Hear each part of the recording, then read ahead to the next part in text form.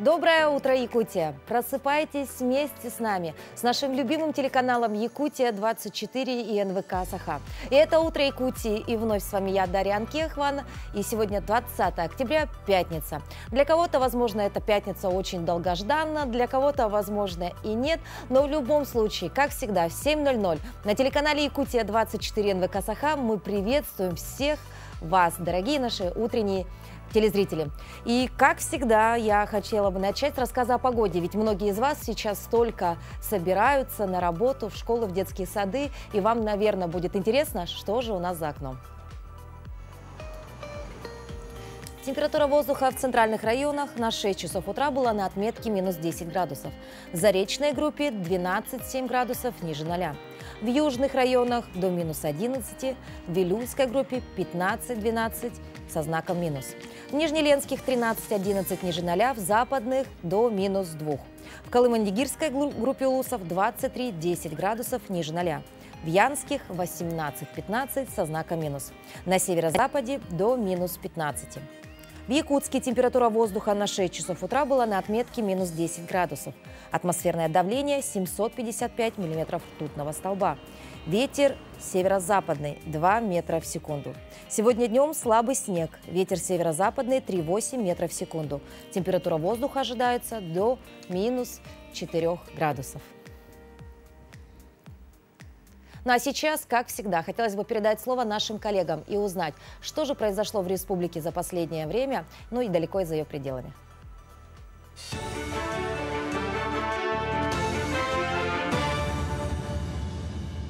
Доброе утро, Якутия. Последние новости к этому часу. В рамках доставки продовольственных товаров в Арктику и труднодоступные поселения Якутии авиаторы выполнили 58 рейсов, перевезя более 160 тонн товаров. Общий объем завоза продукции всеми видами транспорта до конца года составит более 10,5 тысяч тонн. Продукция поступает в сеть Якутопторга, включая построенные торгово-логистические центры. По поручению Айсена Николаева к концу 2025 года планируется открытие торгово-логистических центров во всех 13 арктических районах республики. На данный момент уже функционируют 6 центров.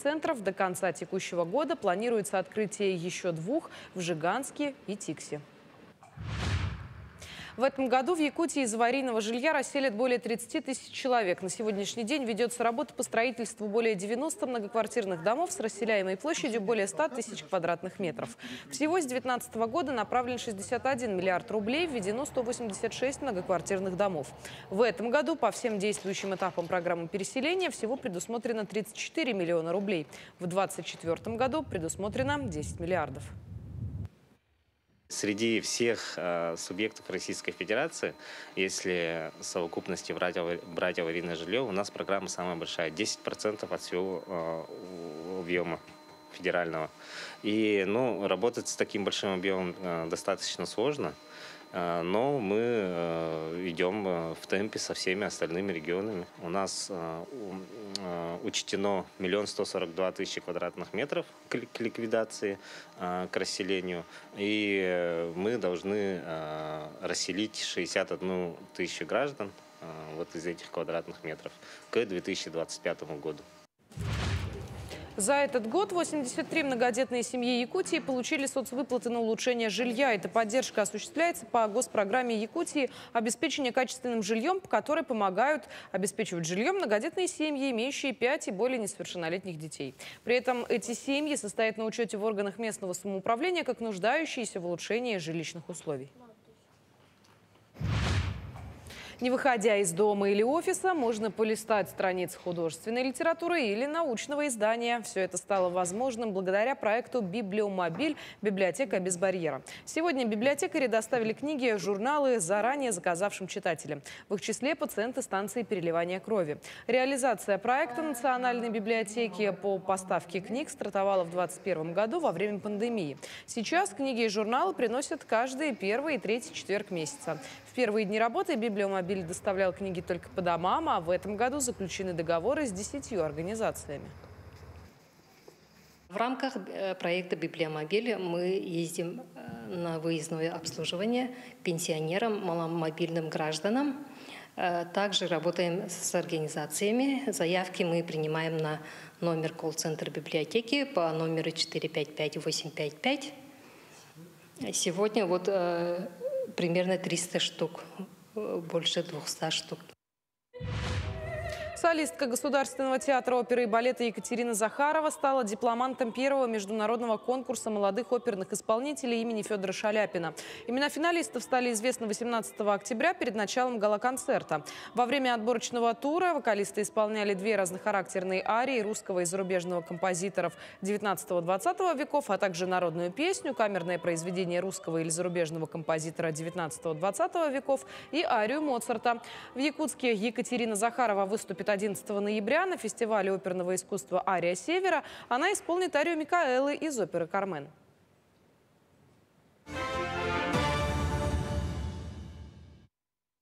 Доброе утро мы желаем всем, кто, возможно, только присоединился к нашему эфиру. И хотели бы мы его начать именно с приятной новости. Сегодня вас ждет очередной розыгрыш пригласительный в кинотеатр «Центральный». Чтобы получить их, вам нужно будет обязательно быть подписанными на наш телеграм-канал «Утро Якутии».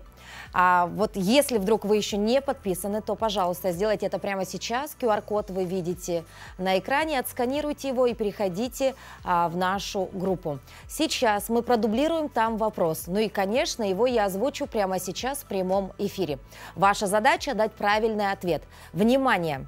В каком году утвержден герб города Якутска? Что на нем изображено и кто является автором герба? Внимание, 3 ответа. Когда, что изображено и кто автор.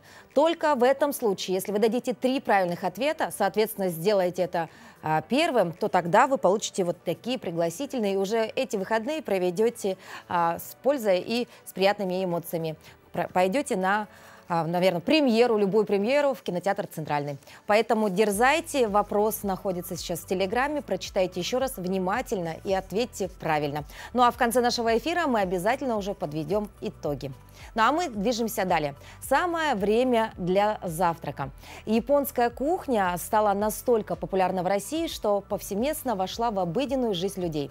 Теперь суши не являются чем-то экзотическим. Тем не менее, существуют такие японские блюда, о которых не слышит каждый человек. Предлагаем вам попробовать одно из них. Это онигири. Это блюдо напоминает пирожок из риса с различными начинками. Сегодня мы предлагаем вам приготовить это блюдо с сосисками. Получается очень вкусно и необычно.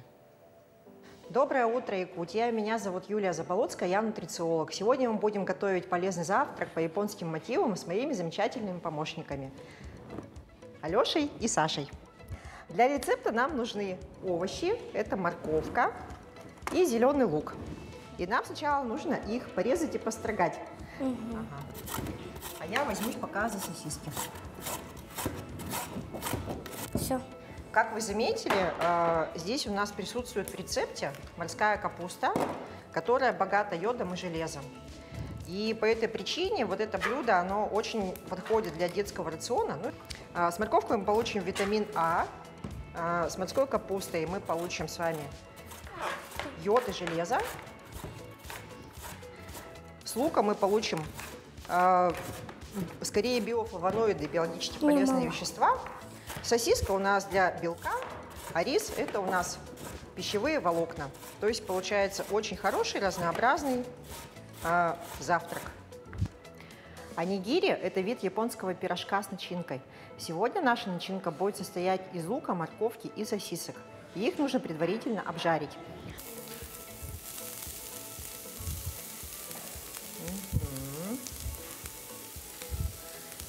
Хорошо. Помешать чуть-чуть. Теперь туда также добавляем зеленый лук. Перемешиваем с морковочкой тоже очень быстренько. Здесь не надо обжаривать досконально. Скорее мы говорим больше о припускании в небольшом количестве растительного масла. Масло обязательно выбирайте подходящее для жарки. На нем обычно бывает написано либо масло рафинированное, либо масло для жарки. И добавляем сосиски. Также быстро перемешиваем.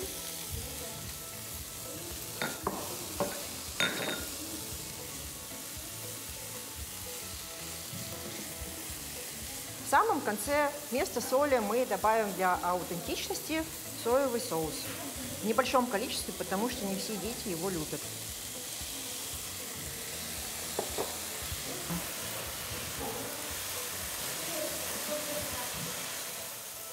В Японии вместо теста всегда использовали для онигири рис. Смотрите, какой он липкий.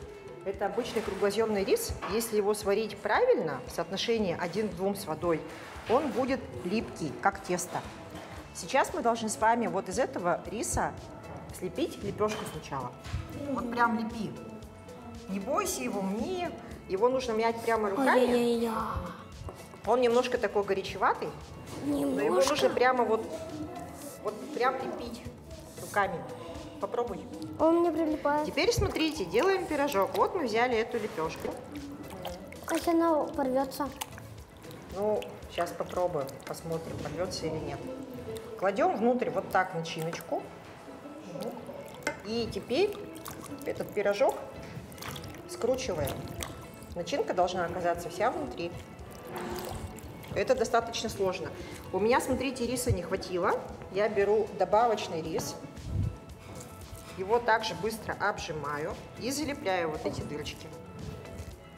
Вот. У тебя супер сразу все получилось. Вот. Теперь, что же мы делаем с листом нори? Лист нори используется для того, чтобы, когда мы кушаем, он выступает в роли и салфетки тоже, причем съедобный. Мы просто каждую онигири... Можно я свой сделаю? Да.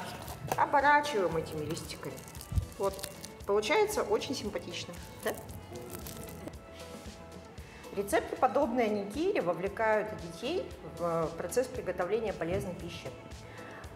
Видите, готовить не сильно сложно, очень способствует освоению, да, в начальной школе особенно. Поэтому всем приятного аппетита, повторяйте дома. Хорошего дня! По лунному календарю сегодня очень мощный день. В эти лунные сутки пробуждаются силы природы, которые, конечно же, могут помочь вам в созидании. А в человеке пробуждается очень такая мощная сила. В этот день хорошо закладывать фундамент новых больших дел.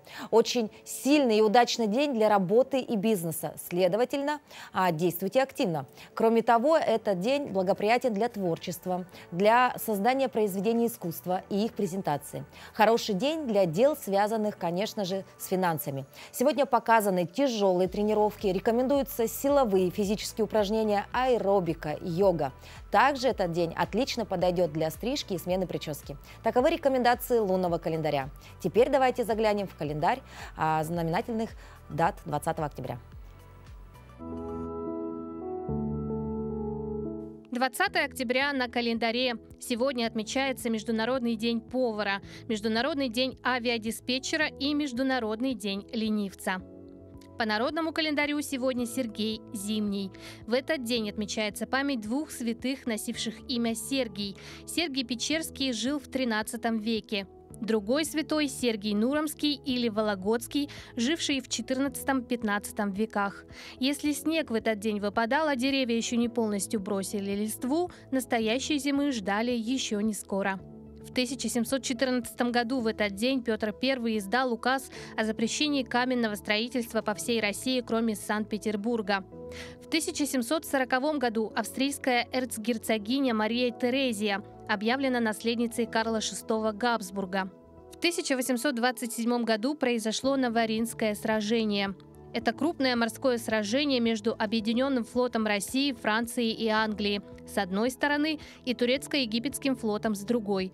Сражение стало одним из решающих событий греческого национально-освободительного восстания 1821-29 годов.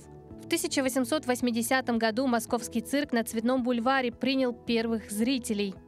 В этот день родились Дмитрий Донской, великий князь Московский и Владимирский; Джеймс Чедвик, английский физик, открывший нейтрон, нобелевский лауреат; Энрике Бернат, испанский бизнесмен, основатель компании «Чупа-Чупс». Игорь Горбачев, советский и российский актер театра и кино, режиссер, педагог, народный артист СССР. Еремей Парнов, советский писатель-фантаст, публицист, кинодраматург. Валерий Борзов, советский легкоатлет, двукратный олимпийский чемпион. Дани Миноук, австралийская певица, актриса, фотомодель, дизайнер. Дмитрий Оленичев, советский и российский футболист, тренер, общественный деятель. Именины в этот день отмечают Иосиф, Леонтий, Марк, Николай, Пелагея, Сергей и Юлиан. Современное время требует приобщения детей и молодежи к процессу сохранения и укрепления национальной культуры, ее гордости, к процветанию родной земли и страны в целом. Только в детстве закладывается фундамент для становления личности, прививается любовь к искусству и формируется чувство прекрасного. Союз композиторов Якутии и Высшая школа музыки Республики Саха-Якутия выступили инициатором проведения фестиваля классической музыки под названием «Махтал».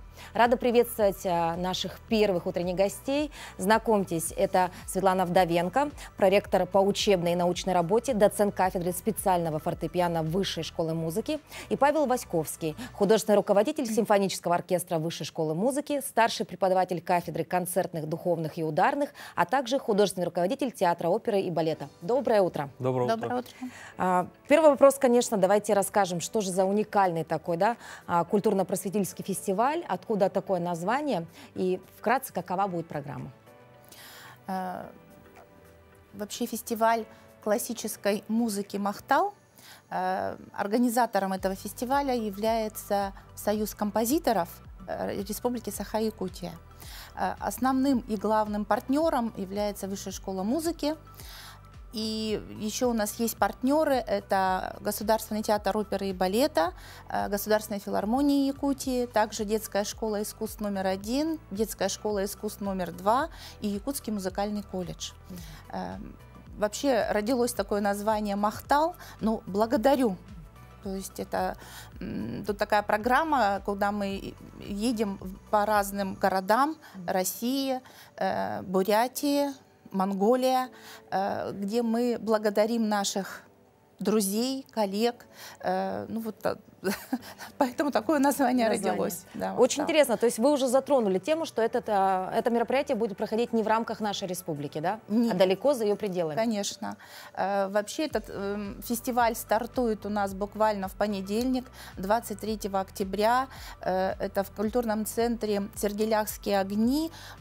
Будет концерт симфонического оркестра, куда мы приглашаем всех слушателей. То есть программа будет делиться, да? Один день, соответственно, одно мероприятие, потом, то есть совместного такого не будет. То есть нужно понимать, что если ты сегодня придешь допустим, на одну программу, то завтра уже, возможно, будет другая, да? Конечно.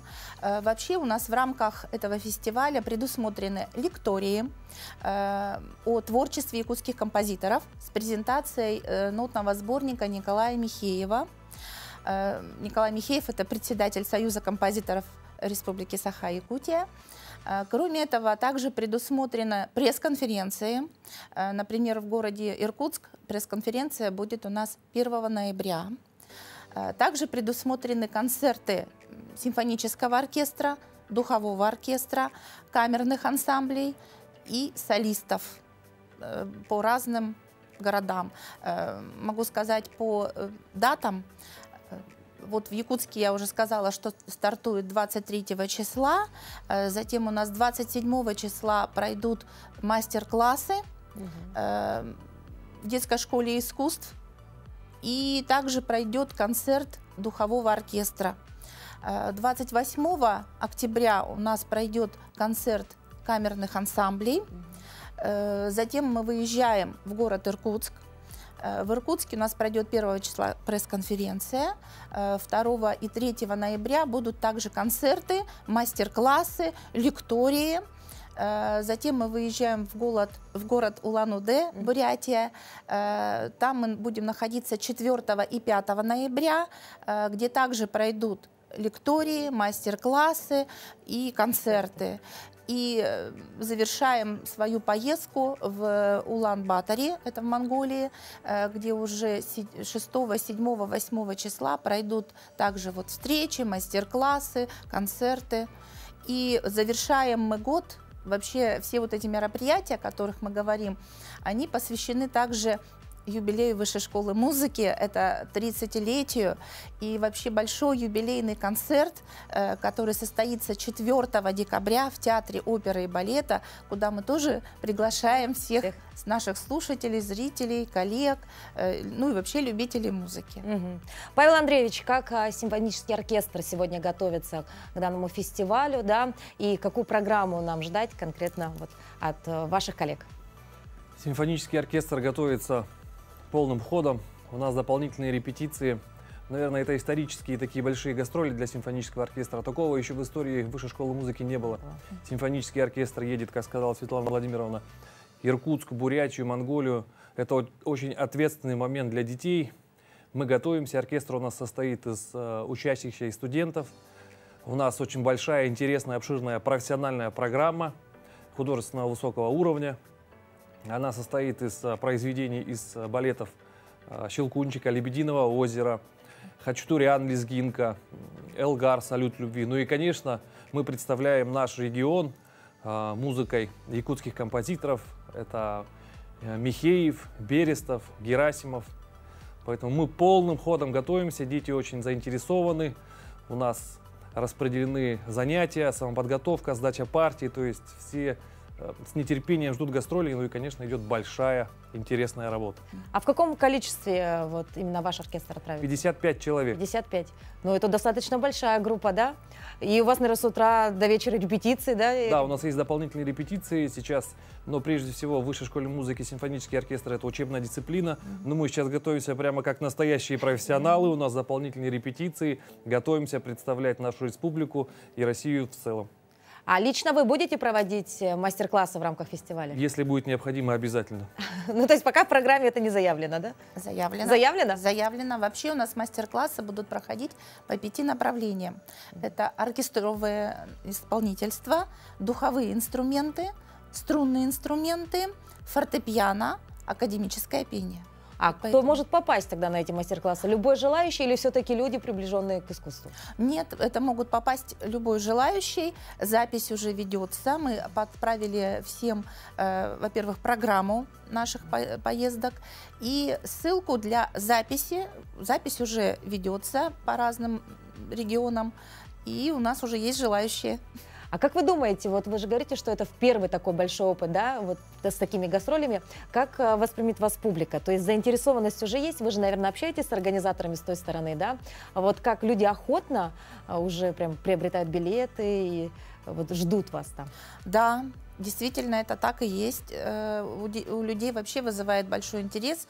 Им наша поездка, и уже приобретаются билеты. И даже многие вот по своим социальным сетям, по интернету, да, по чатам всевозможным спрашивают, когда вы приедете, хотелось бы посмотреть, хотелось бы сходить, получить вот удовольствие и так далее, встретиться со своими земляками. У нас очень много земляков находится тоже в этих регионах.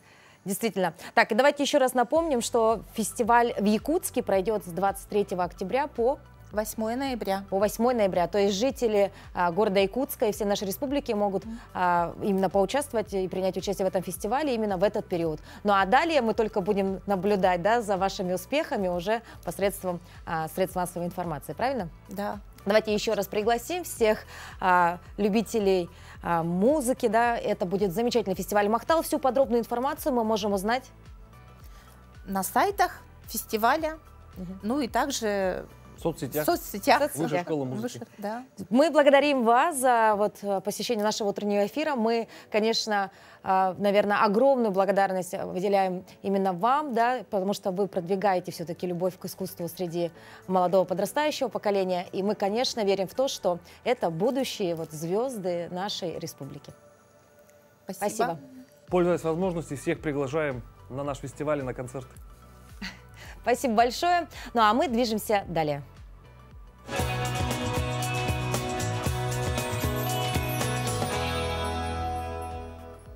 Тем временем в Томмотском центре культуры и духовного развития открылись занятия по танцам для женщин. Это место, где каждая представительница прекрасного пола может насладиться танцевальными движениями и раскрыть свою женственность. На одном из этих занятий побывали наши коллеги.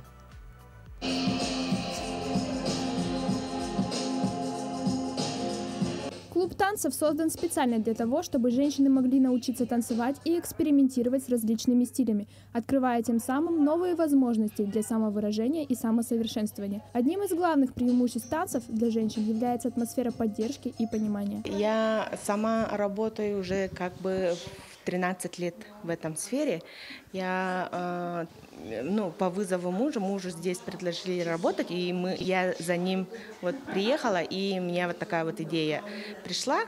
Я сама сказала, что буду поработать с населением, с трудящимися, мамы в декрете, бабушки, которые пенсионеры. Да?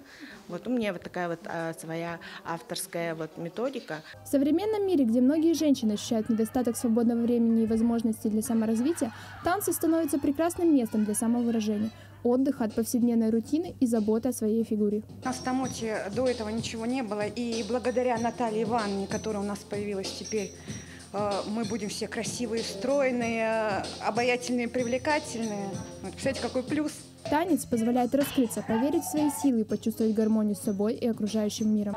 Ожидаю больше, наверное, общения с людьми. Здоровое тело, здоровый дух, и просто красота.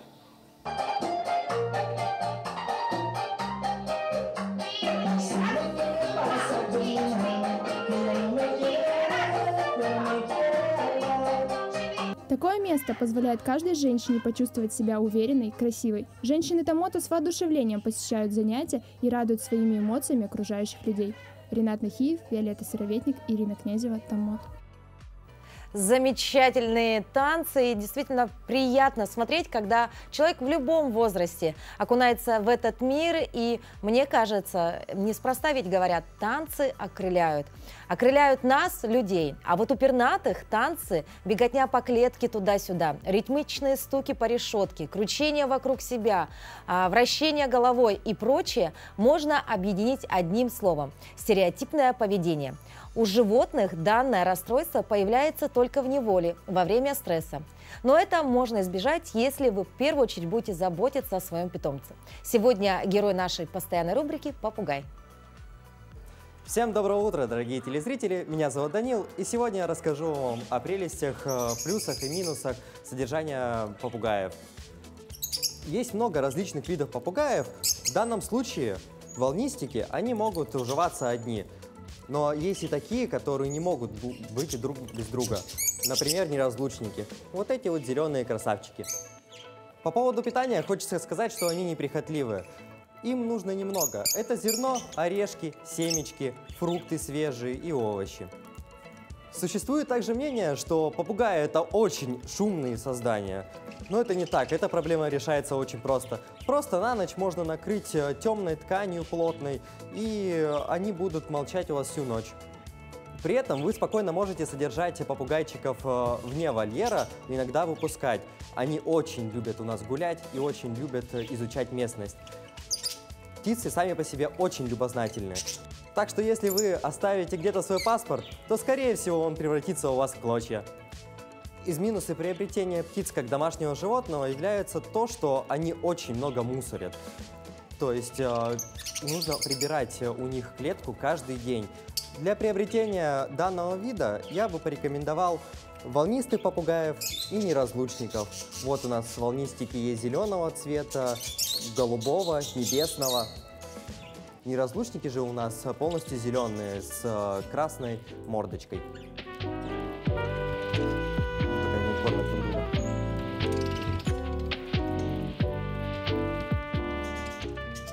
А для любителей крупных птиц я вам предлагаю завести попугая Ара.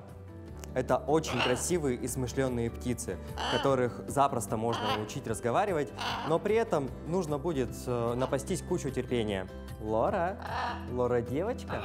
Лора девочка? Лора? Лора красавица?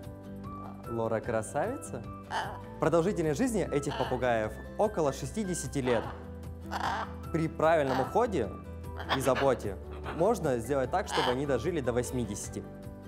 А также вы можете их научить различным трюкам. Махать крылышками, разговаривать. Продолжительность жизни волнистых попугаев и неразлучников примерно 10-15 лет. Все в зависимости от того, насколько хорошо за ними был соблюден уход. На этом у меня все. До новых встреч и доброго утра! В рамках нашего проекта мы часто рассказываем истории о людях, которыми можно восхищаться. И вот еще одна история. Он построил город Нерюнгри, а его стихи пропитаны теплом, весной и любовью. Поэт Виктор Иванович Вдовиченко празднует свой юбилей. С близким юбиляра пообщалась наша съемочная группа. Пламень искренней души, а я его искринка, и где б вы ни были в душе, я ваша половинка. Свой 80-й день рождения отмечает знаменитый нерюнгринский писатель, поэт, автор множества стихов, рассказов, а также научных трудов Виктор Иванович Вдовиченко. Это особый человек, это глыба. Он настолько интересен в жизни, он так много успел за свою жизнь. Я считаю, что он, конечно, стоит того, чтобы действительно его любить всему городу и ценить, потому что он отдал очень много науке, творчеству, а творчество у него поэзия, написание рассказов, издал много книг. Ну и, конечно, он вообще как человек очень интересный. Первостроитель Нерюнгри, заведующий лабораторией Якутского госуниверситета, научный деятель, но вместе с тем и заядлый турист, участник многих городских праздничных мероприятий. Но своим творчеством Виктор Иванович Вдовиченко до сих пор радует любителей прекрасного. У него произведения очень теплые, позитивные. Приехав сюда, в строящийся город, и, в общем, испытав все эти холода, он говорил о том, что, и говорит о том, что мне хотелось тепла, и поэтому мои стихи о весне, о природе, о тепле, о человеческих характерах. И поэтому его стихи, особенно вот весенние стихи, дышат любовью к жизни, к нашей малой родине, к Якутии. В честь юбилея в библиотеке города Нерюнгри открыли выставку, посвященную научной и литературной работе Виктора Ивановича. Ну и, конечно, в такой знаменательный день звучат искренние поздравления и теплые слова. Дорогой, уважаемый Виктор Иванович, от творческого дружного коллектива Нерюнгринской городской библиотеки, от Нерюнгринского литературного объединения «Пульс» я сердечно от всей души поздравляю вас с юбилеем. Желаю счастья и добра. Желаю жизни полной, желаю бодрости с утра до самой ночи темной. Живите много-много лет, годам не поддавайтесь, и будьте сильнее всяких бед, и чаще улыбайтесь. Иван Лазаренко, Вадим Барашков, Нерюнгри. Дорогие наши телезрители, мы напоминаем вам о том, что сегодня в прямом эфире нашего пятничного «Утра Якутии» мы разыгрываем пригласительные в кинотеатр «Центральный». Чтобы получить их вот так легко и просто, нужно просто ответить на несложный вопрос. И ответить нужно будет на нашем телеграм-канале. Внимание, вопрос. В каком году утвержден герб города Якутска? Что на нем изображено и кто является автором? Вот будьте внимательны, мы сейчас отсмотрели ответы, они есть, но они не полные. То есть человека, который дал 3 правильных ответа, еще нет. Поэтому нужно прям в точности все расписать. То есть год, что изображено и кто является автором. Будьте внимательны, у нас еще осталось совсем немного времени, и, возможно, вам повезет, и вы получите вот так пригласительное в кинотеатр «Центральный». Ну а далее передаем слово нашим коллегам.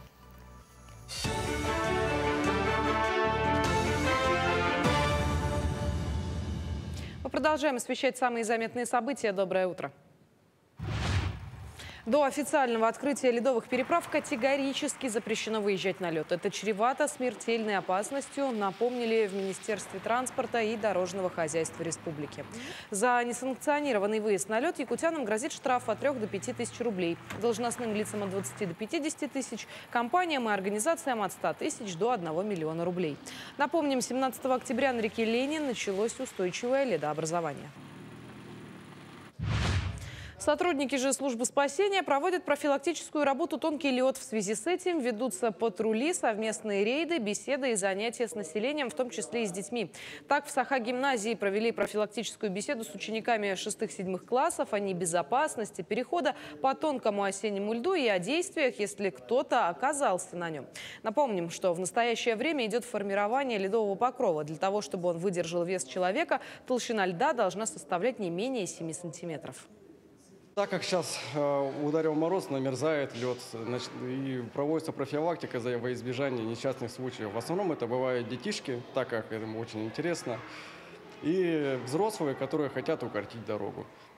И буквально за несколько дней нами была пресечена несколько попыток перехода детишек этого льда и пару взрослых. В основном все без ЧП.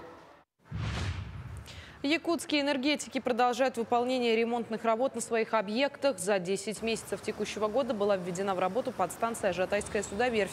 Было отремонтировано 16 километров электросетей и кабельных линий 67 объектов. Установлено около 450 новых металлических опор, заменено 15 километров электропроводов.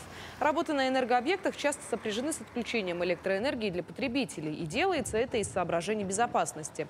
Энергетики просят горожан относиться к отключениям с пониманием. На сегодняшний день ведутся работы по капитальному ремонту линий, таких как подстанция Табага, подстанция Радиоцентр, подстанция Хатунурях, Кангаласы, Радиоцентр.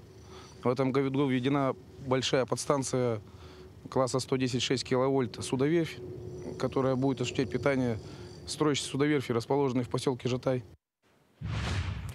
Установлены минимальные баллы ЕГЭ для поступления в педагогические вузы страны. Приказ подготовили в Минпросвещения. Так, по русскому языку и обществознанию необходимо набрать минимум 42 балла. По литературе и географии 40 баллов, по математике, физике, биологии и химии 39, по истории 35, а по информатике и информационно-коммуникационным технологиям 44.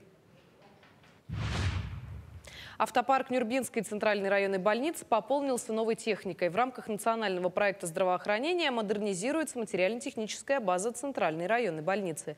Так, за последние 3 года в Нюрбинский район поступило 9 единиц техники, в том числе передвижной медицинский комплекс на базе автомашины КАМАЗ и реанимобиль. Техника распределена как по сельским врачебным амбулаториям, так и для скорой медицинской помощи. В этом году для врачебных амбулаторий Чупандинского, Чукарского и Кюндядинского наслегов прибыли 3 новых УАЗа. В этом году летом нам вручили ключи от автомашин УАЗ для врачебных амбулаторий сел Чапанда, отдаленного населенного пункта Чукар и села Кюндядя. В настоящий момент они все исправно исполняют свои служебные обязанности, то есть помогают стоять на страже здоровья населения Нюрбинского района. К этому часу это все новости. Хорошего дня. Мануил Аладжалов – известный в свое время художник-пейзажист. Многочисленные холсты Аладжалова были посвящены природе средней полосы России различных времен года. И сегодня мы не будем знакомить вас с его осенними работами, а напротив, поднимем вам настроение картины автора «Весна». Герой нашей рубрики – русский, советский художник-пейзажист Мануил Христофорович Аладжалов. Он родился в 1862 году в городке Нахичевань, близ Ростова-на-Дону. Родители, увидев его задатки к рисованию, отправили его в художественную школу.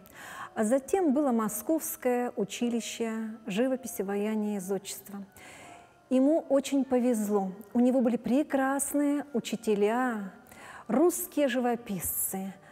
Это Владимир Егорович Маковский, Алексей Саврасов, Бакшеев, Принишников, Исаак Ильич Левитан.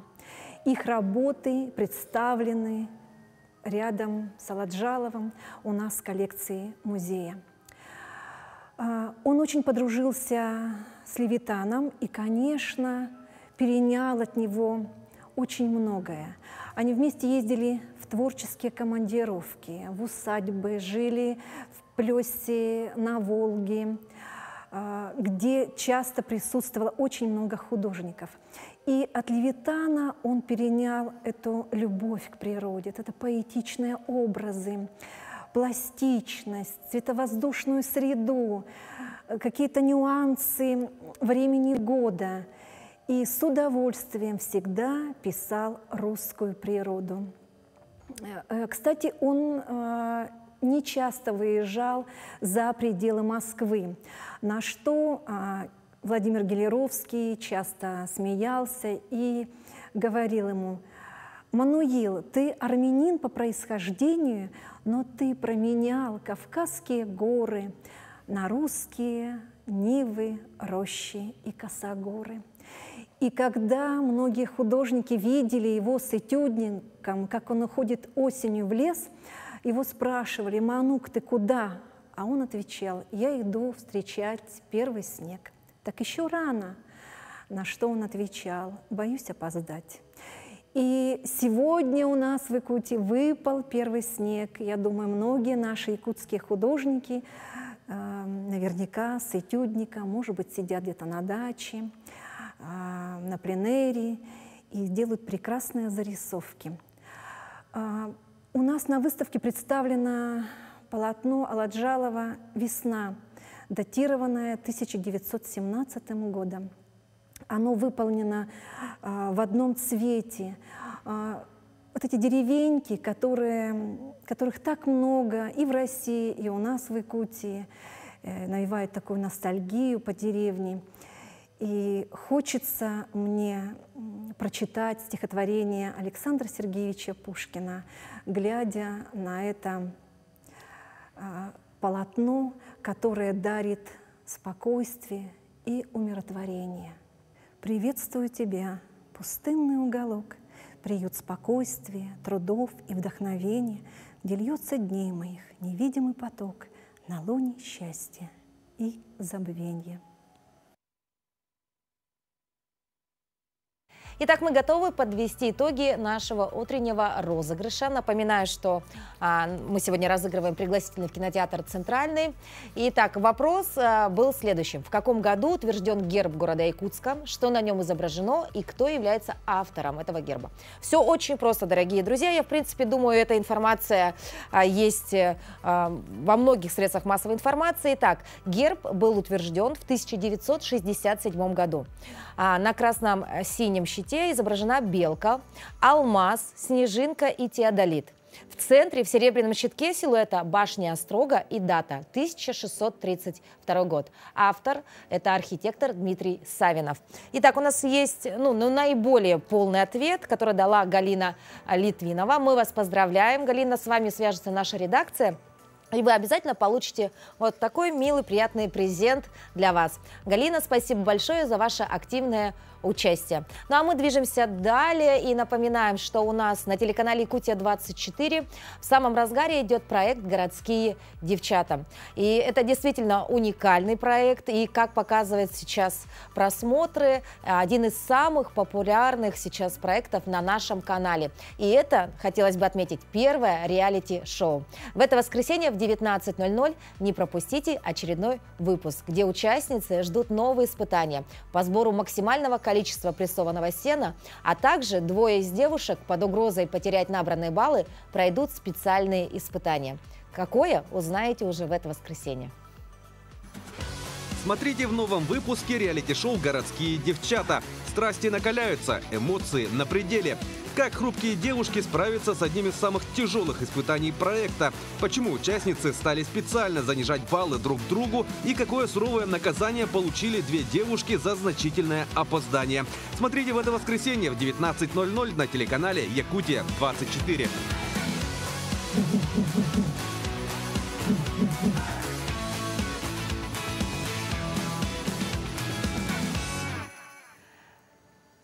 И сегодня две из участниц этого проекта, Кристина и Санья, у нас в студии. Девочки, доброе утро. Доброе утро.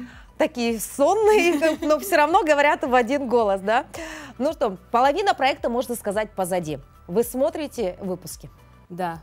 Прям все с семьей садитесь и смотрите? Прямо со всей семьей, друзьями, знакомыми мы садимся, смотрим, а потом обсуждаем. Кристина, ты наблюдаешь? Я, к сожалению, не успеваю смотреть, но мне рассказывают. Рассказывают, да? Ну, давайте, во-первых, вспомним, да, вообще, как прошел этот проект, конечно, не забегая вперед, да, вот в целом, понравилось, не понравилось, оставили яркие впечатления? Или все-таки это просто, ну, как очередная страничка вашей жизни, перелистнули и забыли? Кристина? Ой, как вспомню, конечно же, да, такой отдых с подругами, который я заслужила, можно сказать. Ой, ну, я посмотрела на себя со стороны и поняла, что, конечно же, есть над чем работать. И, ну, мне, ну, понравилось, такой опыт нужен. Сания? Ну, это такое же было прямо для меня событие. Во-первых, я ни разу не была перед камерами, еще такое продолжительное время. Это было, на самом деле, наверное, одно из самых сложных моментов, потому что нужно было не только выполнять задания, но еще и свои мысли, да, излагать правильно, а это оказалось очень сложно. Ну и, конечно, это вообще самое яркое впечатление этого лета, ну и, наверное, не только этого лета, а вообще в целом, потому что такое не забывается же, все равно запоминается надолго. Ну, сейчас вся республика следит за развитием событий. Вы, наверное, видите, сколько тысяч просмотров у вас, да, сегодня. Люди реально заинтересованы. Как вы думаете, вот чем мог зацепить подобный проект вот столько тысяч зрителей? Наверное, контрастом, что вот такие вот, да, девушки и поехали. Да, поехали в деревню, как они, вот смотрите, какими красивые, просто, да. А некоторые люди думают, что, оказывается, там все по сценарию, все вот слезы, да, но на самом деле это вся была наша реальная жизнь. То есть нужно убедить, да, наших зрителей в том, что все это было вот по-настоящему, да? Да, реально первый вопрос у всех моих тоже друзей, знакомых, которые спрашивают, вам что-нибудь давали, написано текстом или еще что-то. Но этого не было. К сожалению. К сожалению, это все правда. Знаете, еще возникает у многих вопрос, а вы голодали там? Ну вот, что касаемо еды, потому что это, в принципе, тема не особо освещалась во время реалити-шоу. Похудели или все-таки с едой было все у вас хорошо? У нас времени не было на готовку, по-моему, мы только один раз, да, покушали горячую еду, а в остальном нам помогала наша еда, да, которую взяли с собой. Сухомятку так. Да, потому что времени не было на то, чтобы приготовить. Как бы мы же там жили, ни печки, ничего, соответственно, нужно было костер разжечь, что-то там приготовить, поставить, а было время только поспать и опять обратно просыпаться там во сколько, в 4-5 утра. И поэтому, краситься. да, чтобы хорошо выглядеть. Девочки, вот самое сложное испытание все-таки вот для вас, если взять вот сейчас на данный момент, вот вы оглядываясь назад, вот самое сложное, которое в принципе вы бы ни за что в жизни не повторили, если была бы возможность. Для меня это был поиск бутылки в грязи. Там как бы была не только грязь, да, там были все отходы животных, которые рядом ходили, и одежда, потом пришлось выкинуть одежду.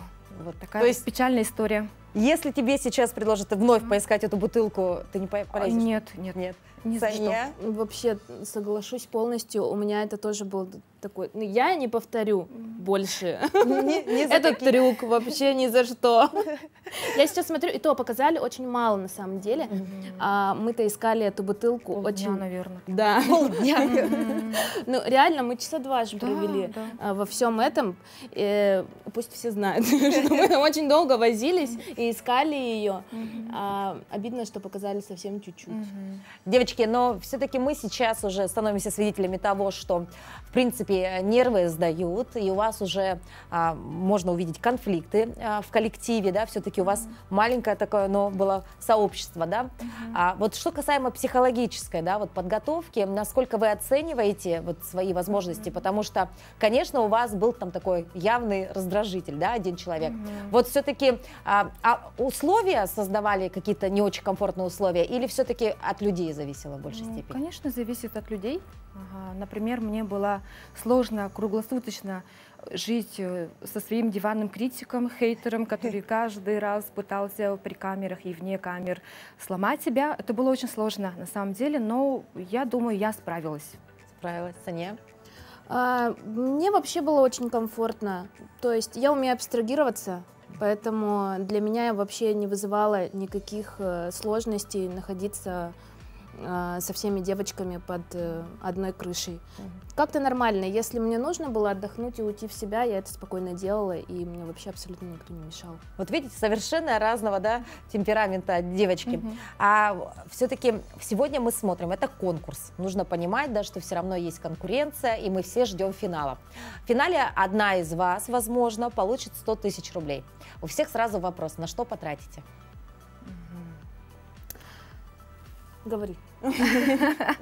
Ну, на проект я шла не за деньгами, и я шла туда, чтобы заявить о себе миру, проверить себя на прочность, да, вот так вот, посмотреть опять же на себя со стороны.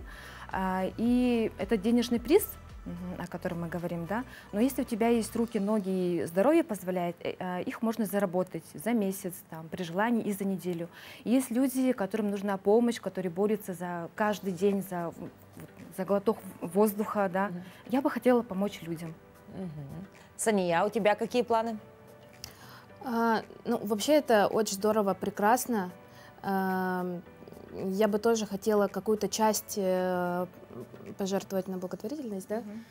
Ну, в принципе, как и всегда, ну вот часть каждого дохода мы вообще на самом деле все должны себя приучить и какую-то часть отдавать на благотворительность, и чтобы это была норма. А остальные деньги, нужно, чтобы они работали всегда, поэтому я их проинвестирую в свое дело, чтобы они как-то работали, а не просто потратились или лежали или еще что-то. А вот по поводу популярности, все-таки это первое реалити-шоу, да, мы видим, что, в принципе, зрителю оно интересно, да, а есть ли уже какие-то вот такие, знаете, звездные моменты, узнают вам, пишут вам, может быть, подписчиков появилось резко больше, может быть, мужское внимание на себе ощущаете в разы больше? Я получаю очень много сообщений в интернете, слов поддержки, и, пользуясь случаем, хотела бы всех поблагодарить. Спасибо большое за теплые слова. Вот. А так, по-моему, особо... Ну, соседи узнают. Продуктовым. Сания, у тебя как? У меня, да нет, у меня особо такого нет. Ну, единственное, что я получаю вообще большую поддержку, ну, вот также от друзей, знакомых, все они смотрят, и поэтому также мне пишут. Были, конечно, даже несколько людей, незнакомых мне, которые написали, я даже удивилась, потому что, ну, обычно мне там, я не веду соцсети и так далее, поэтому как-то особо там не афиширую ничего. Поэтому это было удивительно и приятно очень. Впереди нас ждет финал, уже совсем скоро, остаются вот последние серии, девочки. Но и все-таки, если по-честному, вот вы друг друга знаете, да, все-таки как вы думаете, кто из вас заслуживает победу? Если вот взять в целом проект и вот вообще качества человеческие, Кристина? Да, каждый хочет победить, никто не хочет уступать. Даже Александра, я так думаю, хотя она сейчас, по-моему, находится в самом конце, даже она настроена, наверное, на победу. А так, как случится, ну, так и будет. Сания, ты как? Да, ну я тоже думаю, что вообще сейчас мы находимся на середине же пути, поэтому и сейчас вообще у всех абсолютно одинаковые шансы. Даже мы уже не помним, какие там задания были дальше, и будем с интересом наблюдать, смотреть вообще, сколько там у кого баллов и кто будет приближаться к победе. А так, на самом деле, прошло уже достаточное количество времени, и как-то, ну вот, волнение подутихло. Ну, то есть просто чистый интерес, и будем рады любому результату. Это реально так. Ну что, спасибо, девочки, что посетили наш утренний эфир. Мы за вас, конечно же, переживаем и болеем. Ну а всем нашим телезрителям мы предлагаем в воскресенье в 19:00 включить телеканал Якутия-24. Смотрите обязательно проект «Городские девчата» и болейте, поддерживайте участниц. И совсем скоро мы узнаем, кто же станет победительницей первого реалити-шоу. Ну а мы уходим, как всегда, по доброй традиции на музыкальную паузу. Хороших вам выходных. Увидимся уже в следующий понедельник.